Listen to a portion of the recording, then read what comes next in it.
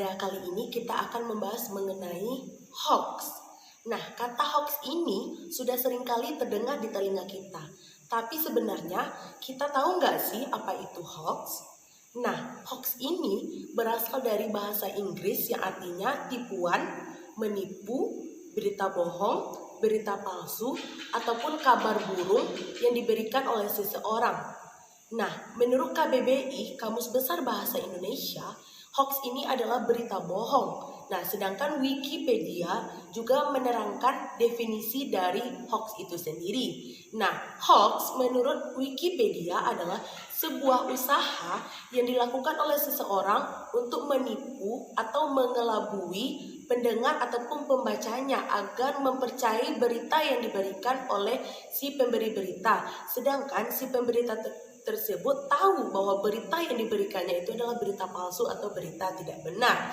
Nah, kita sebagai generasi muda, generasi intelektual, generasi cerdas perlu tahu apa sih yang menjadi ciri-ciri dari berita hoax ini. Nah, ciri-ciri yang pertama yaitu pemberitaan berita tidak ada. Yang kedua, berita ini umumnya bersifat sensasional. Yang ketiga, menggunakan penggunaan kata yang proaktif. Selanjutnya, bersifat diskriminasi. Maksudnya yaitu dapat menyudutkan satu atau salah satu dari kedua pihak yang bersangkutan. Selanjutnya yaitu berita tersebut waktu dan tempat kejadiannya tidak jelas, kemudian alur ceritanya juga tidak logis. Nah, di dalam berita hoax tentu di dalamnya memuat sebuah hujatan atau ujaran kebencian dari pembuat berita agar berita tersebut dapat menjadi berita yang sensasional. Nah, apa sih ujaran kebencian tersebut? Ujaran kebencian tersebut adalah komunikasi yang dilakukan oleh satu orang dengan orang lain ataupun satu kelompok dengan kelompok lain yang di dalamnya berisi hinaan, hujatan mengenai aspek-aspek, baik itu aspek ras, agama, suku, maupun itu kebudayaan. Nah, agar kita tidak termakan oleh berita hoax, kita perlu mengetahui atau mengatasi agar tidak termakan oleh berita hoax. Nah, upaya yang perlu kita lakukan yang pertama yaitu kita harus menjauhi berita-berita yang judulnya itu dapat memberikan sensasional atau yang bersifat emosional. Yang kedua, kita harus mencari kejelasan atau fakta yang terdapat dalam berita tersebut. Kemudian kita cek keasliannya, kemudian kita juga mencermati alamat situs dari mana kita memperoleh berita tersebut. Dan yang terakhir yaitu kita juga bisa ikut serta dengan grup-grup atau kelompok-kelompok yang di dalamnya membuat diskusi-diskusi tentang berita no hoax. Nah, kita tahu nggak sih kapan berita hoax pertama kali menyebar di Indonesia? Berita hoax pertama kali menyebar di Indonesia pada saat pemilihan gubernur di DKI Jakarta tahun 2017. Nah, pada saat itu Ahok mencalon sebagai gubernur pada masa itu. Kemudian Ahok melakukan kunjungan ke Kepulauan Seribu. Nah, di saat kunjungan tersebut, video yang diupload di channel Pemprov DKI Jakarta tersebut mendadak viral dikarenakan Ahok dituduh melakukan penistaan agama, yang dimana dalam video tersebut Ahok membuat suatu pernyataan tentang penistaan agama dalam surat Al-Maidah ayat 185.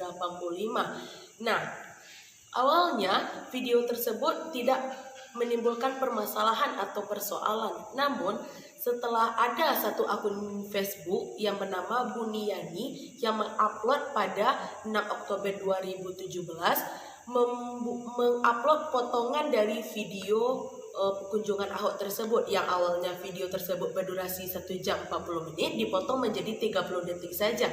Nah, dalam upload video tersebut si pengunggah membuat caption dengan hujatan kebencian atau fitnah atau menghasut masyarakat agar melakukan tindakan lebih lanjut terhadap perkataan dari Ahok tersebut.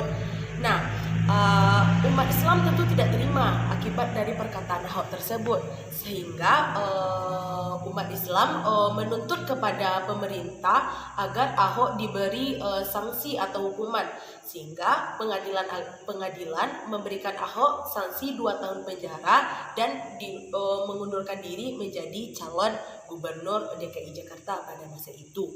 Nah, sama-sama kita ketahui bahwasanya suatu berita sangat mudah sekali tersebar ke seluruh penjuru dunia maupun penjuru daerah dikarenakan kecanggihan teknologi yang berkembang pada saat sekarang ini. Nah, dalam penggunaan media sosial ini kita juga perlu Cakap itu mencakup cerdas, kreatif, dan produktif. Cerdas ini yaitu cerdas dalam menggunakan aplikasi yang ada di dalam jejaring sosial media ataupun internet seperti searching untuk mencari informasi berita terupdate atau fakta-fakta, kemudian e-learning yang digunakan untuk mahasiswa ataupun siswa untuk proses pembelajaran daring, kemudian game online untuk komunikasi ataupun banyak lain halnya. Kemudian yaitu yang kedua yaitu kreatif. Nah, kreatif ini kita bisa menggunakan situs-situs yang ada di internet untuk mengembangkan bakat-bakat kita seperti bakat menulis ataupun bakat memberikan opini yang dapat kita lihat di aplikasi kita menulis ID atau Wikipedia atau sebagainya. Nah, yang ketiga yaitu produktif. Nah, berinternet dalam produktif ini sangat mudah dilakukan dan sudah banyak dari masyarakat kita yang menggunakan internet sebagai sesuatu hal yang dilakukan untuk memproduktifkan diri seperti akun-akun atau aplikasi-aplikasi seperti Shopee, Tokopedia, Bukalapak, Grab, Gojek yang dapat memudahkan kita sebagai penikmat atau pemakai dari aplikasi tersebut dan memberikan efek baik bagi pemilik aplikasi tersebut. Nah, selanjutnya dalam menggunakan media sosial media ini kita tidak hanya menemukan dampak negatif saja, tapi juga dapat memberikan dampak positif bagi penggunanya. Dampak positifnya yaitu kita dapat berkomunikasi dengan orang jarak jauh, memperoleh informasi, memperbanyak teman, bisa beropini atau berpendapat ataupun dan lain hal sebagainya. Nah, dampak negatifnya yaitu kita mudah termakan dari berita hoax ini. Nah, oleh karena itu, kita juga harus bijak dan bisa mengambil dampak positif dari penggunaan sosial media ini dan dapat mengurangi dampak negatif dari penggunaan sosial media ini. Nah, yang terakhir yaitu bagi kita, misalkan nih kita menyebarkan berita hoax kepada orang lain, maka kita akan dijatuhi hukuman yang dimana terdapat dalam pasal 45 ayat 1, di mana di dalamnya apabila seseorang melakukan penyebaran video atau berita ataupun informasi tidak benar, maka akan dijatuhi hukuman 6 tahun dan didenda sebanyak 1 miliar rupiah. Nah, sekian dulu pemaparan materi sedikit dari saya. Jika ada salah saya mohon maaf. Saya sudahi dengan assalamualaikum warahmatullahi wabarakatuh. See you next video. Bye bye.